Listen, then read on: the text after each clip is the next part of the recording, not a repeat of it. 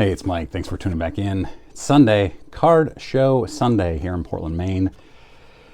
Went to the show. Unfortunately, I didn't get any footage from the show. I'm still kind of gun shy about taking out my phone and taking pictures publicly. I did take some pictures of a couple of display cases, which were awesome. I'll show you here in a few minutes.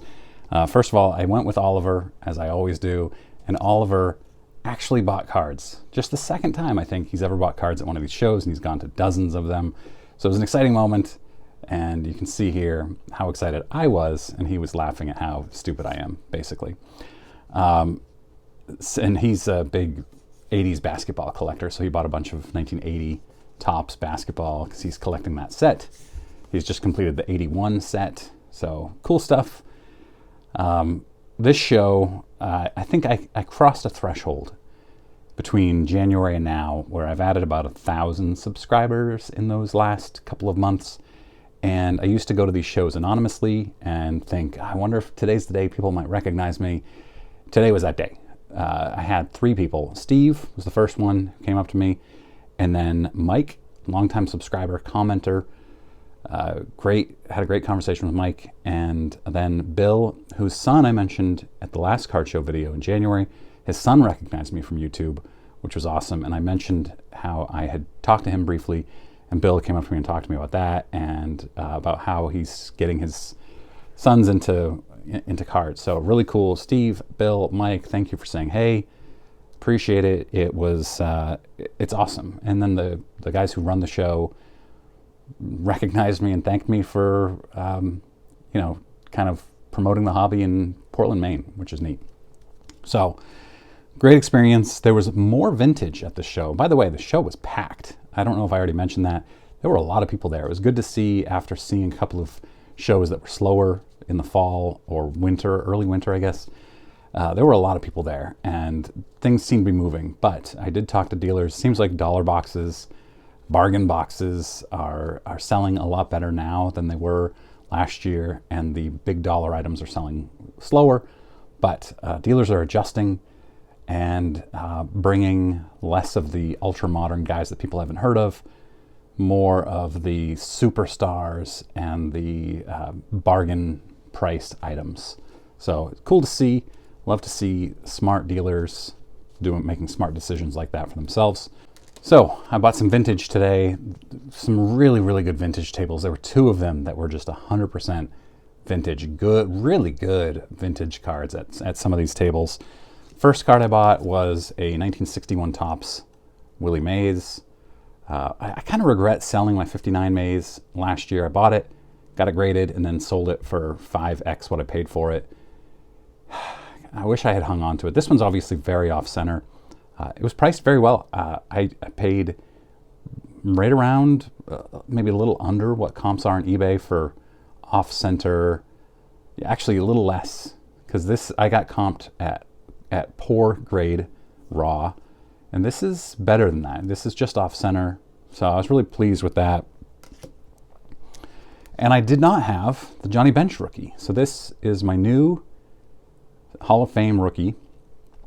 It had been a while since I had bought a Hall of Fame rookie card. Well, I guess Aparicio right here, autographed, but yeah, this will go into my collection as one, my Hall of Fame rookie collection. I'd love to get this with an autograph on it at some point, but for now, this will do. So pleased to have that. I don't know what the condition is. I'm not too concerned about condition on that. It looks pretty good. It's fine. In fact, oh yeah, it's got a big crease right down the middle. I didn't even notice that, and it was priced at I think I paid $15 or $20 for it. Right here, you can see the crease. And the dealer was very upfront and honest about that, which I love. I asked them how many tables. They said there are 46 tables. So if you're curious about that, 46 tables at this show. It's a small show, what some might call micro card show. And the dealers almost always are very honest. Like I said, can I see the Johnny Bench? And he opened it up and he went to pull it out. And he said, that's in poor shape, just so you know. And I said, I can tell it's priced as such, and I didn't even bother looking. The price was great, so I took it. And then, not vintage. Well, actually, let's talk a little bit about Dawn Sports Cards. I talk about Dawn's a lot. You'd think they sponsor me, but they do not. But Don, I love going up to his table. And his name's not Don, it's Ron, but I know, it seems confusing. And he talked a little bit about wanting to bring things to this show that he thought would be fun and that would bring more attention, and he did. It was awesome. Some of the stuff he had, like a 1935 watch fob for Babe Ruth. It was pretty neat. It had like a field on the back and some neat baseball stuff on the back of it. There's some old, like a Ted Williams pennant from the 1940s, a Ted Williams pin from the 1940s, and I was really tempted, so tempted. But then he had something else, and I'm not going to show this item today because this deserves its own video. It deserves some research by me before I do a video on it. It's the second most I've ever paid for a sports card or collectibles item, just behind that card right there, my Bob Cousy rookie autographed. So I will, if you're new here, click that subscribe button, make sure you get notified. I hope to put this video out tomorrow, depending on how things go tomorrow. But yeah, I think it's pretty interesting. I'm really excited about it. I actually stood there because of the price going, oh, and I walked around once thinking, do I really want to spend that much money? And he knocked 20 bucks off, and ultimately I said, okay, all right, let's do it. I'm really excited about it. So last card I got, because I only bought 3 cards. Well, I guess 4, because this one does have a card with it. But Rafael Devers is my favorite current Red Sox player, and I found this autographed. It's his first Bowman, and it's an in-person autograph, which is my favorite. It's on card. And so when I see that and it's not authenticated yet, I asked, what's the story behind this card? And he said, flip it over. Boom, Sea Dogs ticket. He and his kids brought it to a Sea Dogs game, had Devers sign it back in 2017. And yeah, they've had it ever since.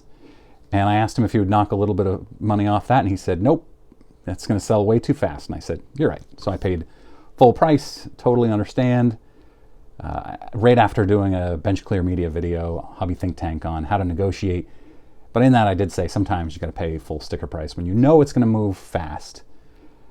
So that's what I got. Let me know in comments, what is your favorite one of these 3 that I got?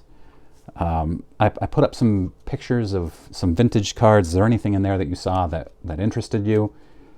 Next card show I go to is probably going to be the April Portland Card Show. Same place, I think first Sunday in April, but then there's also the big, huge Augusta one, Augusta, Maine, like April 23rd or something like that. I'll go to that one as well. So stick around tomorrow, because I will have, in the next couple days, another video with this big item I purchased that I'm very excited about. All right. Thanks very much for watching. I hope you guys had a great weekend.